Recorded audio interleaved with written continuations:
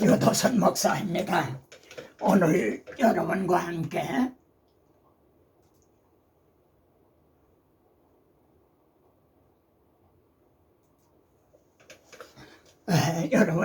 은혜 받을 말씀은 누가복음 한눈에 살펴보기입니다. 왜 제가 이렇게 성경을 한눈에 살펴보기를 이제 이렇게 강조하는가? 평생을 성경을 끼고 다녀도요, 성경이 어떻게 시작을 해서 어떻게 마치는지 그걸 모르는 분들이 많아요. 또 우리가 이렇게 인체에도 말이죠, 척추가 튼튼해야 설 수 있잖아요. 그렇듯이 이 성경의 뼈대를 세워줘야 튼튼히 설 수가 있거든요. 오늘 누가복음은요, 우리 중에 이루어진 사실에 대하여 누가복음의 주제와 핵심도요, 마태나 마가복음과 같이 동일합니다. 이게 기록 목적이에요. 예수께서 너희는 나를 누구라고 하느냐? 그러니까 베드로가 하나님의 그리스도시니이다. 그러니까 인자가 많은 고난을 받고 죽임을 당하고 제3일에 살아나야 할 것을 비로소 이제 말씀을 하셨죠. 두 주제입니다. 예수가 누구신가? 우리를 위해서 무엇을 해주셨는가? 이걸 믿는 자는 구원을 얻는 겁니다. 그러면은 하나님의 아들 그리스도께서 왜 육신을 입고 오셔서 죽임을 당하셔야만 됐는가? 인자가 온 것은 잃어버린 자를 찾아 구원하기 위해서 왔다. 여러분, 그들은 죗값에 팔렸어요. 그래서 그들을 찾아 구원하기 위해서는요, 죗값을 대속을 해야만 가능했거든요. 그래서 죽임을 당하시기 위해서요. 이것이 기록 목적입니다. 그리고 너희는 내 증인이라 하신 증인들이 말이죠, 증언해야 될 핵심인 거예요. 자, 이루어진 사실로 시작해서 이루어졌다로 마치는 누가복음, 이 점이 참 중요합니다. 누가복음은요, 이루어진 사실로 시작을 해서 그것이 이루어졌다. 누가복음 1장 2절은요, 우리 중에 이루어진 사실에 대하여 이렇게 시작이 됩니다. 그래, 누가는요, 근원부터 살펴봤다는 거예요. 근데 많은 이제 강해서나든가 이런 걸 보면은 이루어진 사실을요, 예수님의 생애에 한정을 하고 있어요. 그게 아니라는 거죠. 주님의 일생에만 한정을 하고 있다 이거예요. 자, 누가복음은 이렇게 마치거든요. 너에게 말한 바 모세율법, 선지자의 글, 시편, 내가 나를 가리켜 기록된 것이 이루어져야 하리라. 그러면은 누가는요, 모세율법, 선지서, 시편을 다 살펴봤다는 게 되지 않나요? 그리고 1장에서도요, 우리를 위하여 구원의 뿔을 누구에게? 다윗의 집에 일으키셨다. 여러분, 이 뜻을 알려면은 하나님의 다윗에게 언약해 주신 그거 사무엘하를 알아야만 되는 거 아닌가요? 또 우리 조상 아브라함에게 하신 맹세라. 하나님의 아브라함에게 뭐라고 언약을 하고 맹세하셨나요? 이걸 알기 위해서는 창세기를 살펴봐야 되는 거 아닌가요? 그리고 누가는요, 주님의 족보를 그 위는 아담이라, 아담까지 올라가고 있는 거예요. 이걸 살펴봤다는 게 되는 거죠. 그러니까 근원부터 자세히 살펴봤다. 다시 말하면 성경을 구속사적으로 살펴봤다는 게 되는 거죠. 그러면은 이루어진 핵심이 무엇입니까? 이루어져야 하리라. 근데 무엇이 이루어져야 우리들의 구원이 가능해진다는 건가요? 나를 가리켜 기록된 모든 것이 이루어져야 하리라. 근데 여러분, 복음에는 4가지 요점이 있다고 그랬죠. 기억하시겠어요? 4가지 요점. 첫째는 누가? 그리스도가 고난을 받고 우리의 죄를 위해서 대신 죽어주셨다 이거예요. 세 번째는 죽으신 것이 끝이 아니라 3일 만에 살아나셨다. 그런데 그것이 모세율법, 선지자, 시편에 기록된 대로 성경대로 이루어졌다는 거죠. 이게 복음의 4가지 요점입니다. 이렇게 해 주심으로 그의 이름으로 죄사함을 받게 하는 회개가 가능해졌다는 거죠. 너희는 이 모든 일의 증인이라. 우리들은 이 일에 대한 증인으로 세움을 받은 거예요. 근데 오늘날은 이 복음의 4가지 요점이 옆으로 밀려났거나 아니면은 잊어버리고 있는 상태다. 여러분, 누가가 사도행전도 기록을 했죠. 사도행전에 보세요. 너희들의 생명의 주를 죽였도다. 그런데 하나님이 살리셨으니 선지자의 입을 통하여 미리 알게 하신 것을 이와 같이 이루셨다. 여러분, 선지자를 통해서 해주신 걸 이루셨다는 거예요. 누가는 이걸 살펴본 겁니다. 그리고 너희는 하나님의 너희 조상과 더불어 세우신 언약의 자손이라. 아브라함에게 네 씨로 말미암아 천하 만민의 복을 받으리라 하셨으니, 그러니까 이 누가는 이걸 근본부터 살펴봤다는 거죠. 그는 그러니까 성경을 구속사적으로 살펴봤다는 증거가 된다는 겁니다. 자, 제가 왜 이 점을 강조하는 줄 압니까? 이루어진 사실을요, 근원부터 살펴봐야 돼요. 오늘날엔 성경을 마치 점들의 모임인 양 취급을 하고 있다는 거죠. 근원부터 살펴봐야 돼요. 이게 신학이에요. 그리고 근원부터 이걸 증언해 줘야 되는 거예요. 성도들에게 말입니다. 이게 중요하기 때문에 제가 이 점을 강조하고 있는 겁니다. 자, 모든 것을 근원부터 자세히 살핀 나도 데오빌로 각하에게 말이죠, 차례대로 써보낸 게 좋은 줄로 알았나니. 왜요? 각하가 알고 있는 말을 이 데오빌로는 복음을 들었어요. 그런데도 더 확실하게 하렵니다. 그래야 더 확실한 가운데 이렇게 창세기로부터 계시록까지가 이렇게 이루어졌구나. 그러니까 더 확고하게 됐다는 거죠. 제가 국내외에 다니면서 정말 많은 우리 사역자들에게 말씀을 전했어요.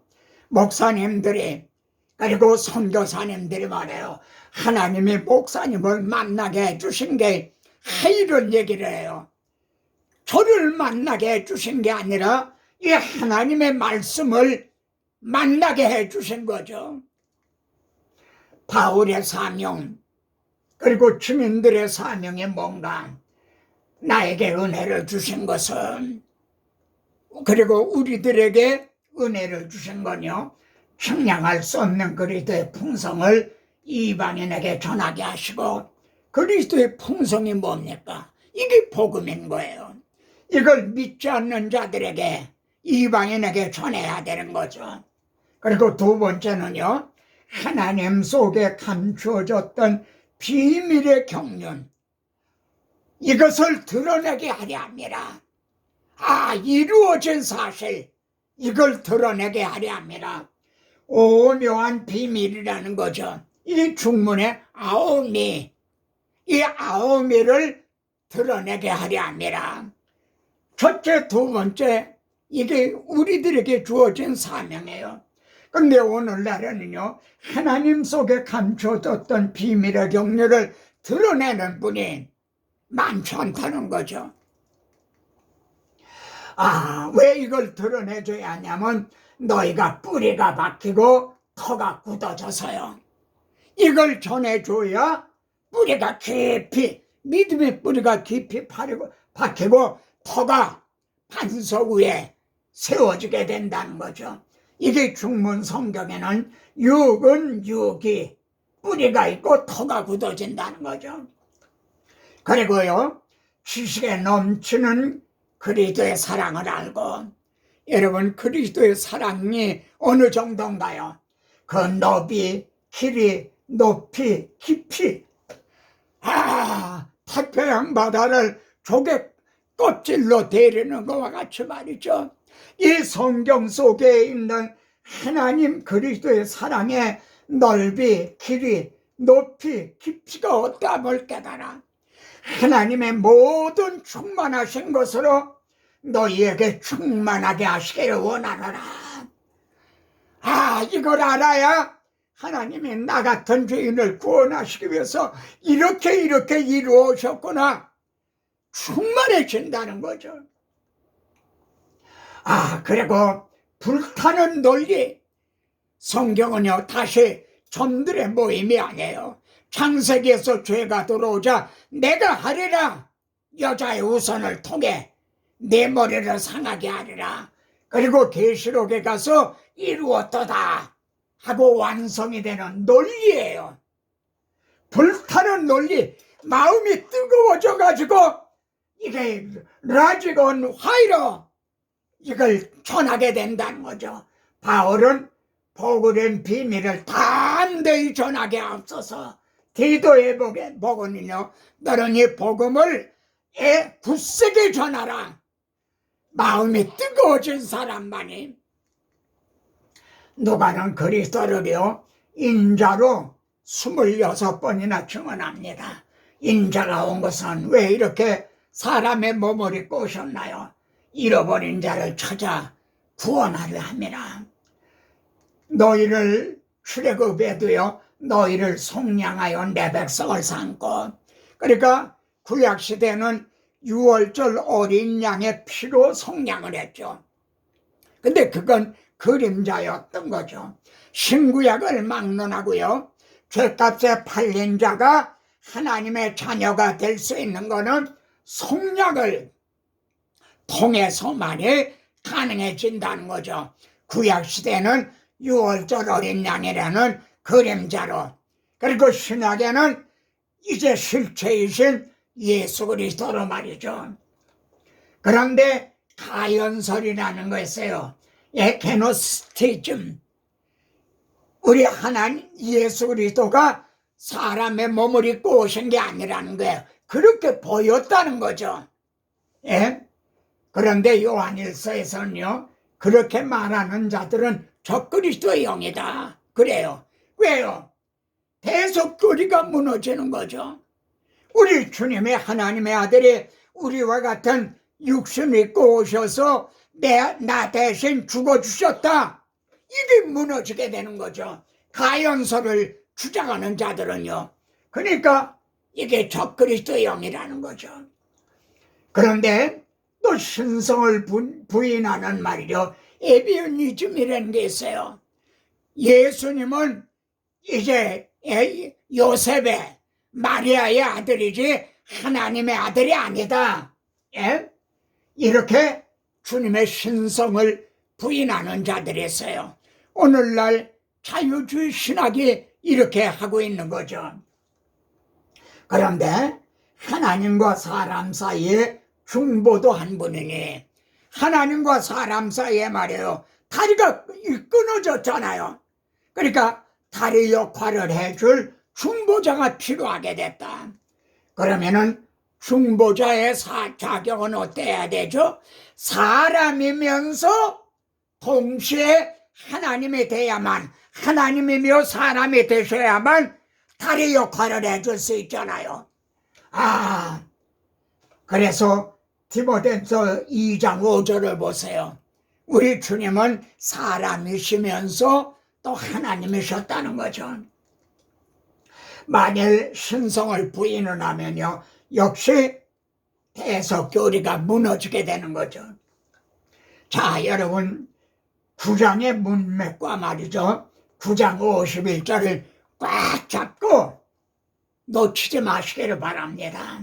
여러분, 9장에는요, 변화산상에 모세와 엘리야가 나타나죠. 모세는 율법의 대명사, 엘리야는 선지자의 대표자죠. 그러니까 율법과 선지자가 나타난 거예요. 그리고 주님과 뭘 의논했는가? 의제가 뭔가? 예수께서 예루살렘에 올라가서 별세하실 걸 말했다는 거예요. 대속죄물이 되주실 걸. 이것이 율법과 선지자의 중심 주제인 거예요. 이렇게 9장 31절에서 이런 말씀이 나오고 9장 51절에서요. 예수께서 승천하실 기약이 차감해, 즉 죽으시고 부활하시고 승천하실 때가 이렇게 때가 가까워 왔다는 거죠. 그래서 예루살렘으로 향하여 올라가기로 굳게 결심하시고, 왜 여기에 굳게 결심하셨다고 말씀하나요? 십자가를 지시기 위해서요. 그러니까 굳게 결심하시고 올라가셨다는 거죠. 형제도 굳게 결심하고 이 십자가 복음을 전하시기를 바랍니다. 구약에서 말이죠, 모세와 선지자의 그 예언한 것을 말이죠, 이루시기 위해서요. 이루어져야 하리라. 그걸 이루시기 위해서 굳게 결심하시고 올라가신다는 문맥인 거예요. 그래서 여러분, 누가복음을 설교할 때는요, 예루살렘으로 올라가시는 주님의 발걸음을 놓치면 안 돼요. 올라가시는 주님을 따라가야 된다는 거죠. 보세요. 예루살렘으로 올라가기로 굳게 결심하시고, 그리고 53절에서 예루살렘을 향하러 가시기 때문에 주님을 영접하지 않았어요. 그래서 누가는요, 주님의 발걸음을 놓치지 않고 따라가고 있어요. 여기 여러분, 이 성경 구절을 좀 다 찾아보세요. 주님이 예루살렘으로 올라가시는 발걸음을 놓치지 않고 있다 이거예요. 그래서 6월절을 맞춰서 올라가셨어요. 이틀이 지나면 6월절이라. 바로 6월절에 맞춰서 예루살렘으로 올라가셨어요. 그리고 6월절에 주님이 뭘 하셨나요? 내가 고난 받기 전에 너희와 함께 이 6월절 먹기를 원하고 원하였노라. 왜 이렇게 원하고 원하셨나요? 이날이 마지막 6월절이에요. 그리고 이날이 첫 성천의 날이에요. 개혁이 된 거예요. 그림자가 실체로 개혁이 된 거예요. 이것을 알게 하기 위해서 원하고 원하신 거죠. 그러면 이제는 뭘 원하고 원하시는가요? 주님이 6월절 어린 양이 되주셨다. 이 십자가 복음을 전하기를 원하고 원하신다. 이렇게 말할 수가 있는 거죠. 9장 51절에서 올라가기로 굳게 결심하시고 21절에 6월절에 맞춰서요. 자, 굳게 예루살렘으로 올라가시면서 하실 말씀이에요. 첫째로 요나의 표적밖에는 보일 표적이 없다. 죽으셨다가 3일 만에 부활하셔야 된다는 거죠. 요나가 니느웨 사람들에게 표적이 된 것 같이 인자도 이 세대에 그러하리라. 이걸 증언해 줘야 돼요. 바울 보세요. 천하를 공의로 심판할 날을 작정하시고 과연 최후 심판은 있나요? 이건 믿을 만한 것인가요? 이병철 회장 그분이 24가지 질문한 것 중에 하나가 이거예요. 정말 최후 심판은 있는가? 바울은요, 그를 죽은 자 가운데서 다시 살리신 것으로, 그래서 모든 사람에게 믿을 만한 증거를 주셨다 이거예요. 최후 심판이 있다는 말이죠. 이것이 요나의 표적인 거죠. 십자가 복음을 지시기 위해서요, 예루살렘으로 올라가시면서 놀랍게도 인자가 오리라 재림을 말씀하고 계시다는 거예요. 십자가 지시기 위해 올라가시면서 벌써 다시 오실 재림을 말씀하시는 거예요. 허리에 띠를 띠고 등불을 켜고 서 있으라. 너희는 마치 그 주인이 혼인집에서 돌아와 문을 두드리면 열어주려고 기다리는 사람과 같이 되라. 그러므로 너희도 준비하고 있으라. 생각지 않은 때에 인자가 오리라. 재림을 말씀하죠. 여러분, 이는 모든 성도들에게 하시는 말씀이죠. 그런데 지혜 있고 진실한 청지기가 되어 주인에게 그 집 사람들을 맡아 때를 따라 양식을 나눠줄 자가 누구냐? 주인이 이를 때 그 종이 그렇게 하는 것을 보면 복이 있으리로다. 아, 주님은 십자가를 지러 올라가시면서 주인이 이를 때에 재림을 말씀하고 있는 거죠. 만일 그 종이 주인이 더디오리라 생각하고 만일 이제 그들을 때리고 그러면은 생각지 않은 날에 이르러 신실하지 아니한 자에 받을 벌에 처하리니. 여러분, 누가복음에요, 인자가 올 때에 재림을 또 이렇게 여러 번 말씀하고 있어요. 그래도 주님의 재림을 믿지 못할 것인가요? 이 말씀은 저와 같은요, 목회자에게 하신 말씀이라는 이 점을 우리가 명심해야 되겠죠. 15장에는 잃은 양, 잃은 드라크마, 판자의 비유들이 있죠. 근원부터 자세히 살펴보면요, 언제 잃은 양이 되었나요? 인자가 온 것은 잃어버린 자를 찾아 구원하러 왔다. 그러면 하나님이 언제 잊어버리셨죠? 하나님의 아담을 쫓아내시고, 아담은 하나님의 형상대로 지음받은 자예요. 근데 왜 추방을 당하게 됐나요? 하나님은 빛이신데 그들은 어둠이 되고, 하나님은 의로우신데 그들은 불의한 자가 됐기 때문에 이때 하나님은 자기 백성을 잃어버리신 거예요. 그래서 잃은 것을 찾아내기까지 찾아다니지 아니하겠느냐. 잃어버렸다는 것이 15장에 7번이나 찾으시고 또 찾으신다는 게 8번이나 나와요. 여러분의 자녀를 잊어버렸다면 이렇게 찾지 않을 겁니까? 잃어버렸던 형제를 찾던 날, 형제가 거듭나던 날, 그러니까 생일날이죠. 하늘에서는요, 잔치가 벌어졌다는 거죠. 제일 좋은 옷을 내어다가 입히고 손에 가락지를 끼우고 발에 신을 신기라. 우리들은요, 지옥만 면한 사람들이 아니에요. 하나님의 자녀로 받아주셨어요. 살찐 송아지를 잡아라. 잔치가 벌어졌죠. 내 자식은, 아들은 죽었다가 다시 살아났으며 잃었다가 다시 얻었다. 우리가 함께 즐거워하자. 여러분, 누가복음 19장에는 정말 그 유명한 삭개오의 얘기가 나오죠. 삭개오야, 속히 내려오라. 내가 오늘 네 집에 유하여 하겠다. 여러분, 여기서 내가는 누구죠?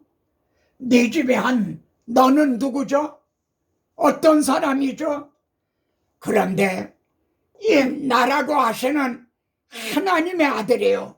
어떻게 사람들도 상종하기를 꺼려하는 죄인의 집에, 삭개오의 집에 어떻게 유하로 들어가시나요? 아마 이때 제자들도요 난처했을 거예요. 이럴 때는 주님 정말 알다가도 모르겠어. 왜 하필 삭개오의 집에 들어가셔? 출애굽기 보세요. 하나님이 신의 산에 강림하셨잖아요. 그런데 경계를 정하라는 거예요. 그리고 침범하지 못하게 하라 이거예요. 왜냐하면 하나님은 의로우신데 우리는 불의한 자가 됐기 때문에 만일 침범하면 죽임을 당하게 된다는 거죠. 그런데 어떻게 주님이 삭개오의 집에 들어가는 게 가능해졌나요? 보세요. 예수께서 여리고로 지나가시더라. 백성수로 여리고는 목적지가 아니에요. 경과, 중문엔 경과, 거길 통과하는 거예요. 어디로 가시는 거죠 지금? 예수께서 예루살렘을 향하여 앞서서 가시더라. 대속죄물이 되시기 위해서요. 잃어버린 자를 찾기 위해서요. 그래서 삭개오의 집에 들어가는 게, 그래서 형제의 집에 들어가는 것이, 그래서 주 예수 내 맘에 오신, 이게 가능해진 거죠. 여러분, 슬픈 빛을 띠고 가던 엠마오의 두 제자를 아시죠? 주님이요, 선지자들의 말한 모든 것을 마음에 더듬이는 자들이요, 그러시면서요 모든 성경에 쓴 바 자기에 관한 것을 자세히 설명하시니라. 오늘날에도 더듬이는 자들이 있지 않나요? 그랬더니요, 그들의 눈이 밝아졌어요. 모든 성경에 쓴 바 자기에 관한 것을 자세히, 이 성경에 쓴 것이 이루어져야 하리라. 성경을 구속사적으로 이렇게 자세히 설명해 주시니까 눈이 밝아졌어요. 마음이 뜨거워졌어요. 그리고 시리에 잠겨서 낙향을 하던 그들이요, 그 시로 일어나서 그 밤중에 예루살렘으로 돌아간 거예요. 모든 증인들이요 이처럼 눈이 밝아지고 마음이 뜨거워져서 사명감에 불타게 되기를 바랍니다. 여러분, 이루어진 사실로 시작을 해서 이루어졌다로 맞추는 누가복음에는요, 여기 누가복음이죠. 이 성경은요 3번의 이루심으로 되어 있어요. 이게 성경은 66권을 한눈에 보는 거죠. 천재 만물이 이루어지니라. 근데 죄가 들어와서 이게 파괴가 됐죠. 그래서 예수께서 다 이루었다. 십자가상에서 우리들의 죄를 다 해결해 주셨죠. 그때 1500년 동안이나 막혔던 시작이 열려졌죠. 구원의 문이 열려졌죠. 그리고 마지막 계시록이라서 이루었도다. 나는 알파와 오메가여, 처음과 나중이라. 창세기에서 시작한 것이 계시록에서 완성되는 3번의 이루심으로 돼 있어요. 주님은요, 너희는 이 모든 일의 증인이라. 지금까지 제가 요약해서 전해드린 이 모든 것의 증인이라. 너희는 능력으로 입혀질 때까지 이 성에 머물라. 그런데 말입니다, 주님은 부활하신 후로 40일 동안을 제자들과 함께 하셨어요. 그래서 그들에게 하나님의 나라, 이걸 가르쳐 주셨어요. 그래, 40일 동안에 베드로가 어떻게 달라졌나요? 불과 40일 전에 말이죠, 두려워서 주님을 3번이나 부인하던 베드로예요. 4년이 아닙니다. 불과 40일 전에 말해요. 근데 주님이 40일 동안에 계시면서 그들에게 말씀을 전해 가르쳐 주셨어요. 그리고 성령이 임하셨어요. 말씀, 능력, 그리고 확신. 베드로가 완전히 변해졌죠. 3,000명을 회개시켰죠. 여러분, 능력이라고 하면 불로만 생각을 하는데 아니에요. 말씀, 능력, 확신. 바울은요, 우리 복음이 말로만 너에게 이른 것이 아니라 능력과 성령과 큰 확신으로 된 것이니, 여러분이 복음을 전할 때 말로만 전해지는 게 아니라 그 복음과 함께 성령님의 역사하신다는 거죠. 여러분, 질문입니다. 죽은 지 나흘 되는 나사로를 살리신 능력과 여러분이 복음을 전해서 한 사람을 거듭나게, 허물과 죄로 죽었던 그를 거듭나게 하는 능력과 어느 능력이 크죠? 나사로는요, 또 죽었어요. 몇 년을 더 살았는지 모르지만 또 죽었어요. 그러나 형제가 복음을 전해 거듭난 사람은 영원한 생명을 소유하게 되는 거예요. 데오빌로 엠마의 두 제자가 아닌 오늘 이 말씀을 받는 형제의 눈이 밝아지고 형제의 마음이 뜨거워지기를 간절히 주님의 이름으로 축원을 드립니다. 다음 시간에 또 뵙겠습니다.